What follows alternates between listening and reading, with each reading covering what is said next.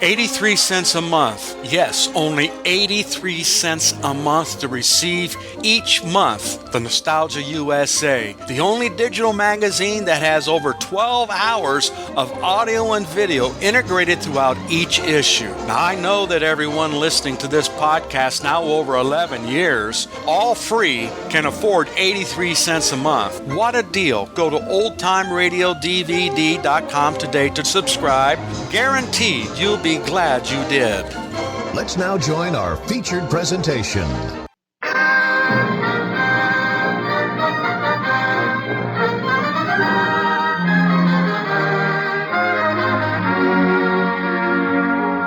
The DuPont Company of Wilmington, Delaware, makers of better things for better living through chemistry, presents the Cavalcade of America. Tonight's star, John Hodiak, will be seen with Clark Gable and Ricardo Montalban in the Metro-Goldwyn-Mayer Technicolor production Across the Wide Missouri. Tonight's cavalcade, called There Stands Jackson, is a dramatic portrait of the great Southern military hero, Thomas Jonathan Stonewall Jackson, whose birthday falls on next Sunday.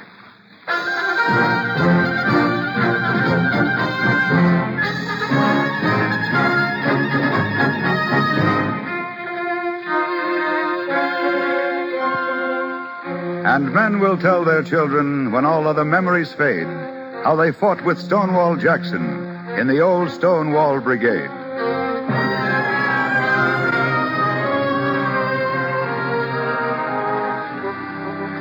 Time, quite a good many years ago, when the century was young. Place, the shaded banks of a quiet stream somewhere in Virginia. Anywhere in Virginia. A man and a boy have been fishing. They're resting now in the shade of the trees. The man we can see is quite elderly, but of distinguished appearance, despite a battered old gray hat full of feathered fish hooks. He might be a judge or perhaps a clergyman. The boy is young and very eager. But, Granddad, do you mean to say old Stonewall was a better soldier than Teddy Roosevelt even? Why, boy, there's just no comparison. Teddy's still an amateur. Old Jack was the greatest professional soldier that ever lived. All the other great generals say so. You still planning to go to VMI, son? You bet I am. Well, when you get there, you'll study Jackson's campaigns just as they do up at West Point. In military schools all over the world, for that matter. How he fooled the Yankees over in the Shenandoah Valley? Ah, that was his masterpiece, the Great Valley Campaign. That and his flanking march at Chancellorsville. Over in the valley, boy, Jackson whipped 4 federal armies, fought 5 battles in 30 days, won them all, marched 400 miles between fights, and they left those Yankee generals so mixed up they didn't know their headquarters from the hindquarters. Guess he must have moved mighty fast. Oh, like lightning, son.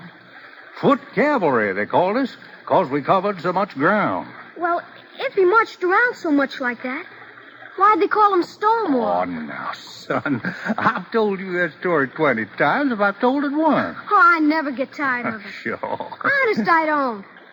Well, then, as you very well know, it happened at First Manassas. Our brigade, the 1st Virginia, was formed along the crest of Henry House Hill near Bull Run. General Jackson was sitting on his horse, Little Sorrel, talking with his aide. Looks bad, General. Very bad. I see yonder Peace Brigade is broken. They're running back from the ravine. The Mississippi troops are running, sir. Yes, I can see that, Lieutenant. But we'll stand fast here. Oh, look, sir, that horseman. It's General B himself. General Jackson, we're beaten back, sir. We're defeated. Crushed. Very well, General. May I suggest that you rally your men behind our lines? But how do you expect to stop them? We'll give them the bayonet. Lieutenant. Yes? Tell the colonels of this brigade that the enemy's almost upon us. When their heads are seen above the hill, let the whole line rise. Move forward with a shout and trust to the bayonet. I'm tired of this long-range work.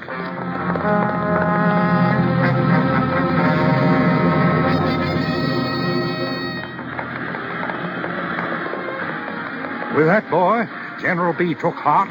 He turned his horse about and rode down into the midst of his broken troops.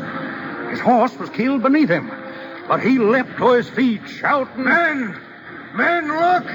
On the crest of the hill, there's Jackson's brigade standing behind you like a stone wall. There stands Jackson. Rally with the Virginians! Rally!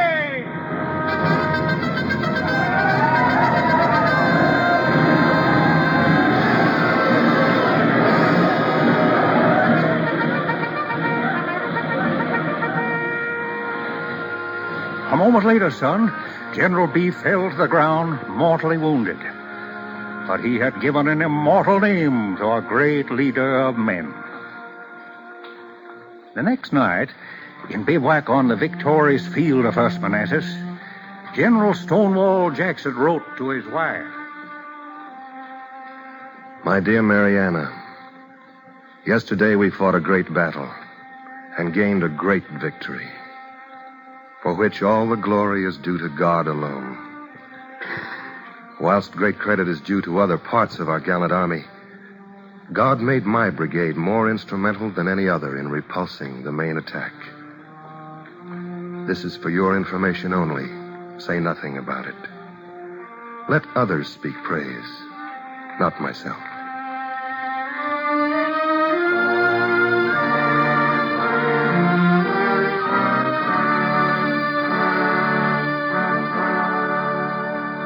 You see, son, old Jack was a strongly religious man. And I want you to keep that in mind. Yes, sir. What did old Jack look like, Granddad? Oh, he didn't look like much, lad. Sort of a brown all-over man, you might say. Scotch-Irish, like your mother's folks. You'd never take him for a great soldier unless you saw his eyes in battle. They were blue eyes, and I swear they could flash fire. Old Blue Light, the men called him sometimes. He was only 37 at Manassas, but they always called him Old something or other. I bet you men were real scared of General Jackson, I'll bet. Oh, no. We loved him, boy, and that's God's honest truth. Oh, he was stern and he was secretive. He could be cold and harsh as a winter gale, and the next minute as gentle as a woman in love. We officers on his staff soon learned to expect him to act kind of contrary-wise. For instance, he always liked to march at what he called early dawn. I remember one spring morning with the first touch of day hardly visible. Captain Douglas! Where's Captain Douglas? Pendleton! Dabney! Dr. McGuire, Lieutenant Smith!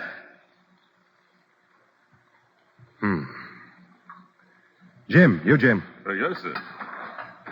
You call me, General? Certainly I called you. Perhaps you could tell me what the gentlemen of my staff are doing. Well, I reckon they're still asleep, sir, excepting Captain Douglas. He's over with General A.P. Hill's folks like you told him.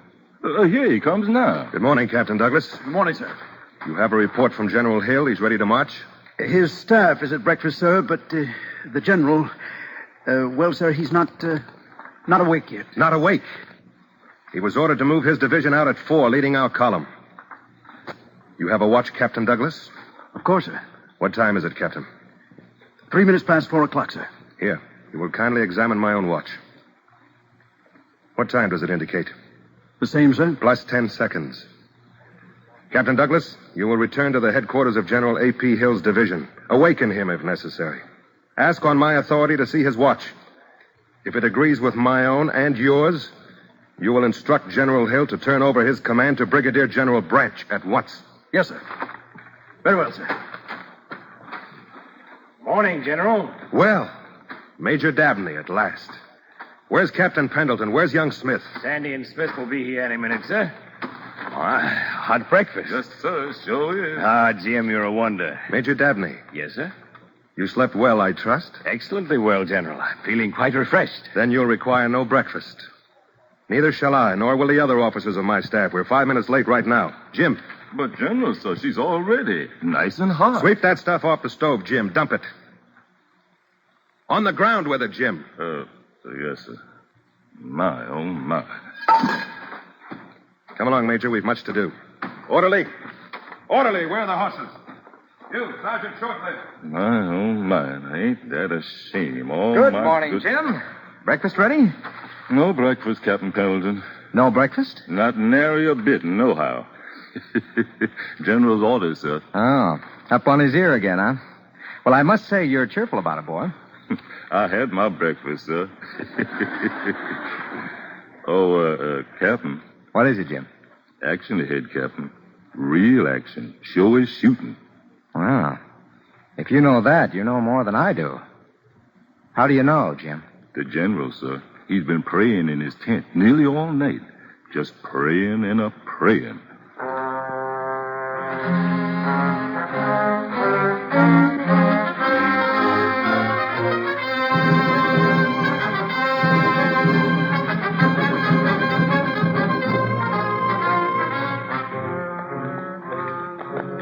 And so, gentlemen, a little fasting now and then is good for active, healthy men.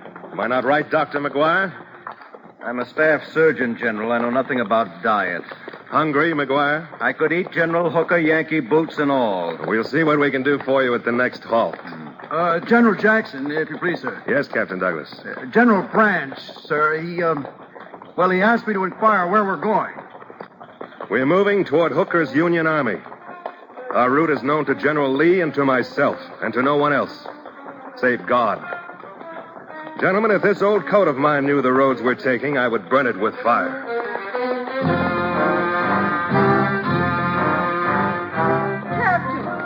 Captain, please, sir.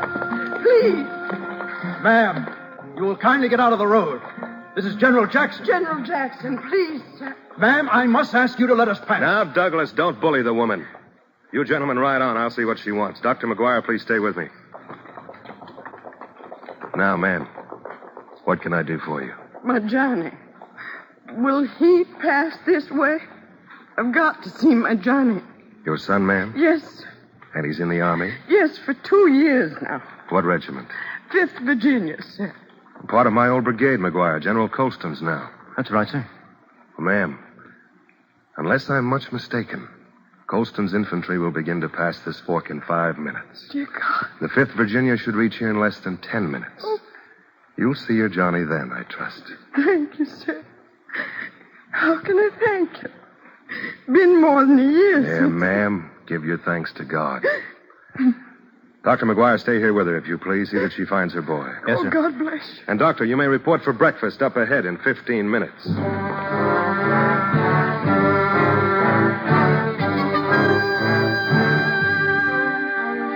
Well, boy, he was like that. Hard as granite and soft as that fine morning in May so long ago when we rode toward death. Reticent he was and aloof, but courteous always. Modest, shy, but totally fearless.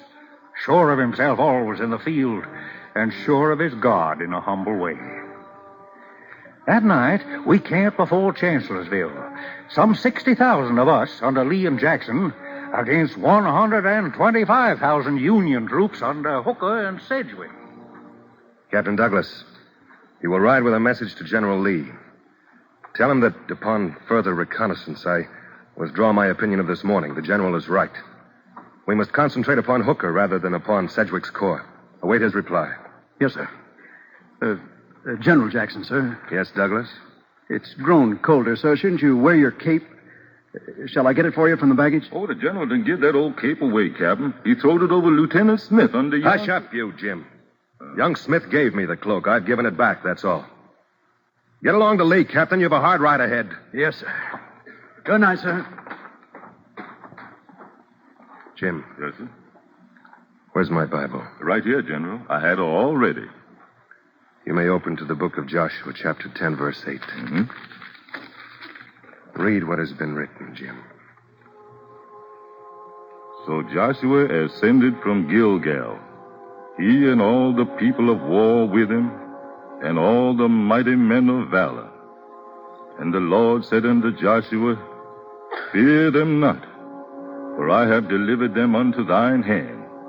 There shall not a man of them stand before thee. Joshua therefore came unto them suddenly, and the Lord discomfited them before Israel, and slew them with a great slaughter. Joshua therefore came unto them suddenly. Let it be so once more, O Lord. Let it be so with me once more upon the morrow.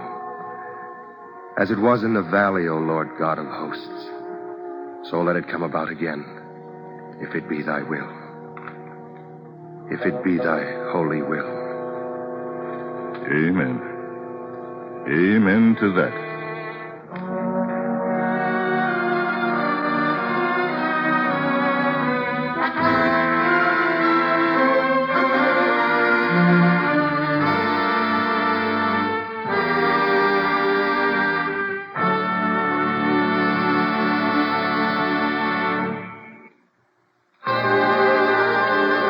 are listening to the Cavalcade of America, starring John Hodiak and sponsored by the DuPont Company, makers of better things for better living through chemistry.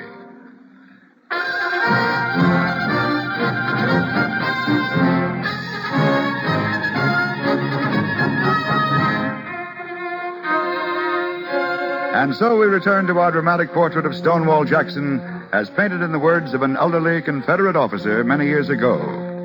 Seated on the bank of a fishing stream in Virginia, the old man tries to make his grandson see the greatness of that immortal Southern leader. Did General Lee always do what General Jackson said, Granddad? Oh, no. Hardly that. But he did trust Jackson's judgment more than his other generals. Later, on the night before the Battle of Chancellorsville, General Lee and General Jackson held a council of war. Well, we are agreed then to attack Hooker. The question is where? Where? General Lee, sir?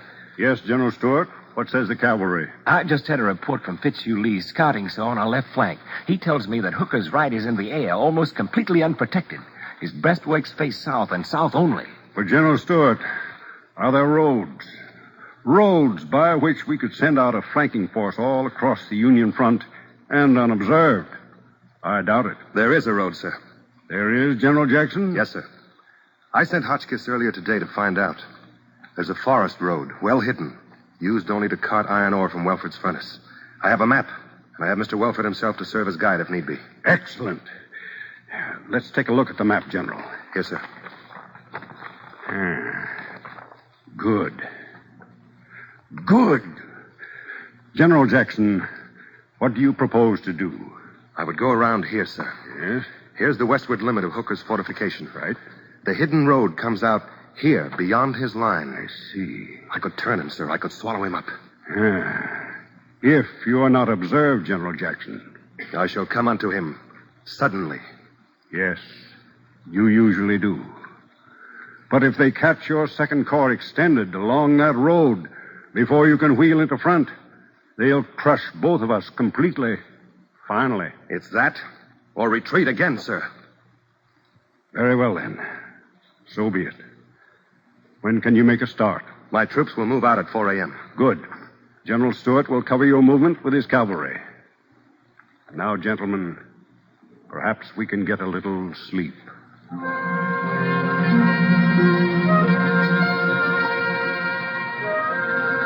Boy, do you see the terrible beauty of it? The audacity, the controlled daring, the quick brain behind the strong will, the joyous heart. Gee willikers, sure. It's like I read in a book. He was risking all.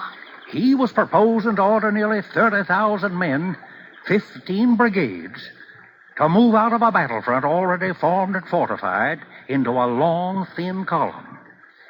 Then to march them 10 miles to the west along a narrow wilderness road under the eyes of an alert enemy not 3 miles away. And he succeeded, boy, he succeeded.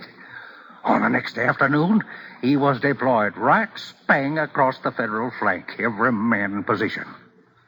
Over the way, the Union troops were at ease, their arms stacked, preparing an evening meal.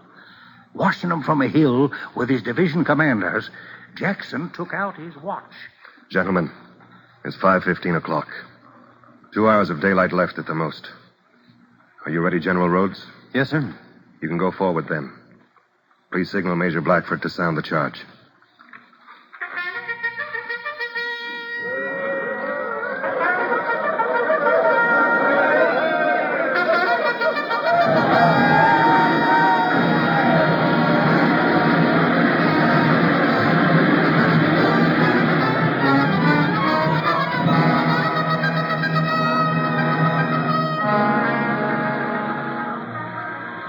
They were brave men, son, but he had come unto them suddenly.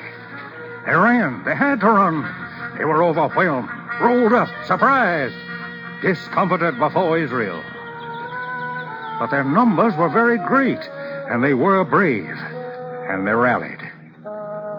Then, darkness fell in the forest, and then, boy... Yes, Granddad. I know. I know what happened. Stonewall was shot down. By his own men. By his own men. A North Carolina company firing in the dark. He was hit in the left arm, badly. In the right hand, a tree branch struck his head. He fell, fainting from Little Sorrel's back. It was when he was being carried on a litter that 3 men, officers of his staff, sheltered him against a stream of fire with their own bodies. I was one of them, boy. James Smith. I was one of those 3 men. You mustn't remember so hard, Granddad Smith. Yeah, I know, son. I'm an old fool. It was so long ago. Well, somehow we got him to a dressing station. Sandy Pendleton found Dr. McGuire somewhere on that hellish night. McGuire did his best. He amputated the general's arm. Jackson rallied. We thought Jackson would live, while Hooker retreated beaten. They took him back to the Chandler farm at Guinea Station. And then, 7 days after the battle...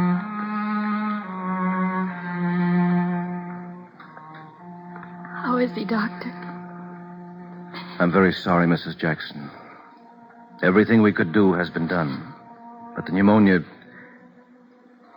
Well, it's worse, very much worse. Doctor, he's going to die? Yes, Mrs. Jackson. Very soon. You may go to him once more.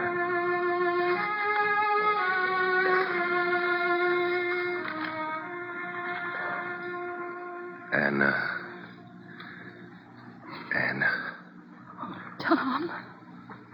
Oh, Tom. Could you read for me? The Psalms. Is there a Bible, Doctor? It's here by his pillow. I can't see it. I just can't see it. The 23rd Psalm, ma'am. You know it. You must be a soldier now, too. The Lord is my shepherd. The Lord is my shepherd. I shall not want. He maketh me to lie down in green pastures. He leadeth me beside the still waters. He restoreth my soul. He leadeth me in the paths of righteousness for his name's sake. Let us cross. Yea, though I walk through the valley of the shadow of death. Let us... The shadow of death.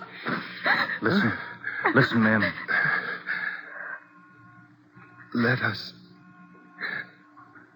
cross over the river and rest under the shadow of the trees.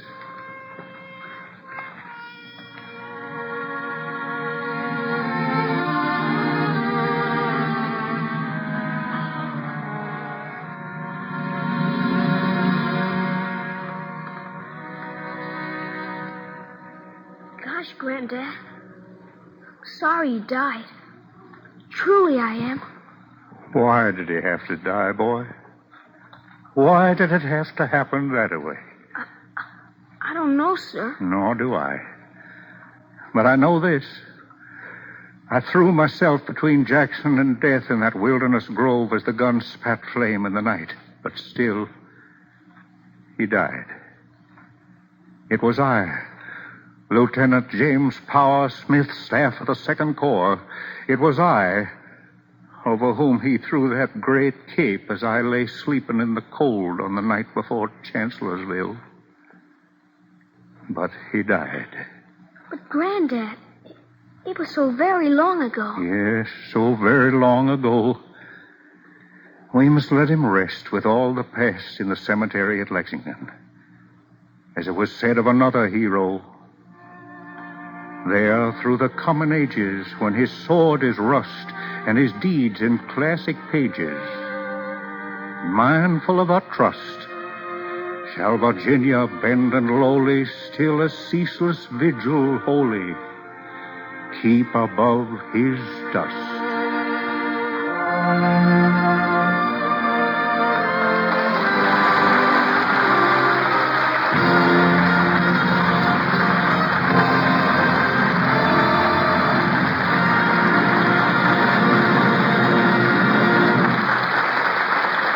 Our thanks to John Hodiak and the Cavalcade players for tonight's story, There Stands Jackson.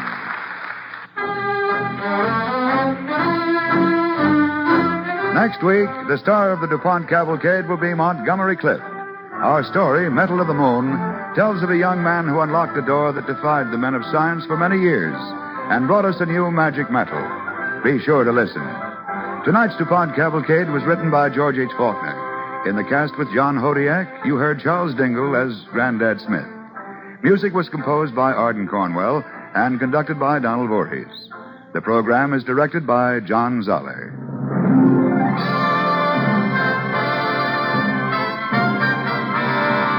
Don't forget, next week, Montgomery Clift. The DuPont Cavalcade of America comes to you from the stage of the Belasco Theater in New York and is sponsored by the DuPont Company of Wilmington, Delaware, makers of better things for better living through chemistry.